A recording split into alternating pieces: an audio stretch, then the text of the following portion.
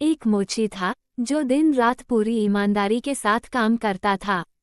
वह मोची बहुत मेहनती था, लेकिन इतनी मेहनत करने के बाद भी वह ज्यादा पैसे नहीं कमा पाता था। उसके पास जूतों की जोड़ी बनाने के लिए बहुत कम चमड़ा था। इसके अलावा उसके पास और कुछ नहीं था। उसने एक रात जूते बनाने के लिए चमड़ा काटा और वह अगले दिन जूते बनाने के लिए उस चमड़े को अपने कारखाने में छोड़ गया। उसका मन सच्चा था। इतनी परेशानी होने के बावजूद भी वह आराम से अपनी सारी परेशानियों को पीछे छोड़कर सोने चला गया। जब सुबह हुई तो मोची काम करने के लिए अपने कारखाने में गया ताकि रात को काटे हुए चमड़े के टुकड़े से वह जूते बना सके। जब वह अपने कारखाने पहुंचा तो उसने देखा कि उसके टेबल पर जूते तैयार पड़े थे। मोची को समझ नहीं आया कि जूते देखकर वह क्या कहे। उसने जूतों को देखा। जूतों में एक भी खराब टांका नहीं लगा था और पूरे जूते एकदम साफ और सही ढंग से बनाए गए थे। जूते देखने में बहुत अच्छे लग रहे थे।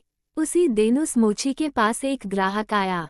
उसे वह जूते बहुत पसंद आए। उस ग्राहक ने मोची को उस जूते के लिए ढेरों रुपए दिए। उस पैसे से मोची ने 2 जोड़ी जूते बनाने के लिए चमड़ा खरीदा।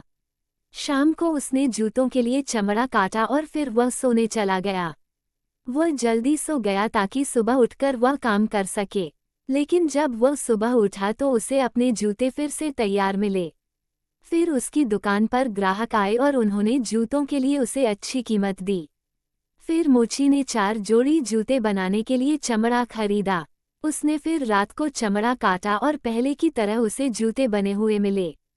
ये सिलसिला कुछ दिनों तक चलता रहा। कुछ ही दिनों में मोची अमीर हो गया। क्रिसमस की एक शाम मोची अपनी पत्नी के साथ आग के सामने बैठा था। वह दोनों बातें कर रहे थे। मोची ने अपनी बेटी को कहा, आज रात मैं बैठकर देखना चाहता हूँ कि कौन आकर मेरा काम करके जाता है। मोची की पत्नी को उसकी यह बात अच्छी लगी। वह दोनों कमरे के कोने में लगे पर्दे के पीछे छुप गए।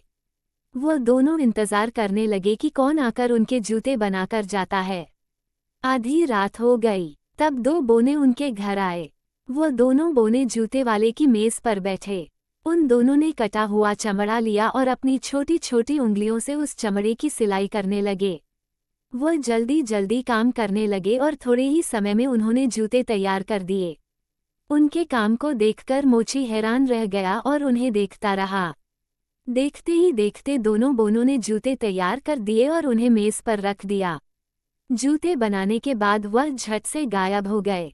अगले दिन मोची की पत्नी ने उससे कहा, ये छोटे बोनों ने हमें अमीर बना दिया है।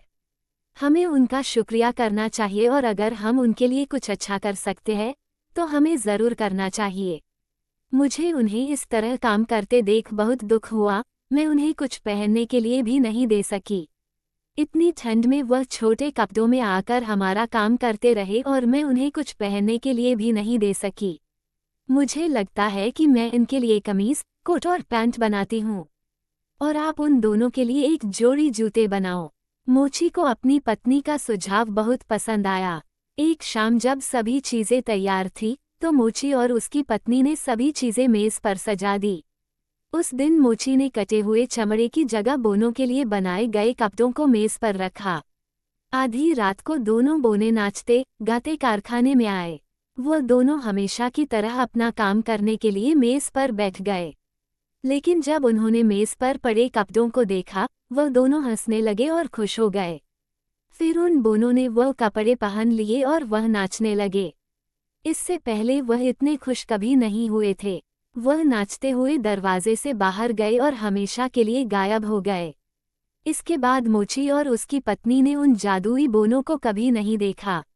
लेकिन इसके बाद उन्हें कभी कोई तकलीफ नहीं हुई और उनका कारोबार अच्छा चलता गया।